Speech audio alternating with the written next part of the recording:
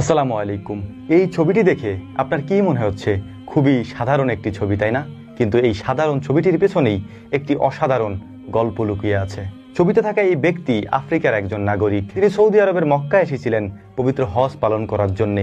এসেই তিনি ছুটে গিয়েছিলেন মদিনাতুল মুনাওয়ারায়, যেখানে ঘুমিয়ে আছেন আকায়ে নামদার তাজেদারে মদিনা নবী মুহাম্মদুর রাসূলুল্লাহ সাল্লাল্লাহু আলাইহি ওয়াসাল্লাম। আফ্রিকান কালো এই ব্যক্তি ভেতরে ঢুকতে পারেননি। তার আগেই ওই সবুজ গম্বুজ দেখে দেওয়ালের সাথে মাথা ঠেকিয়ে দিয়ে তিনি কান্না করতেছিলেন। চোখ থেকে অনবরত পানি ঝরছিল। কি আবেগ, কি ভালোবাসা!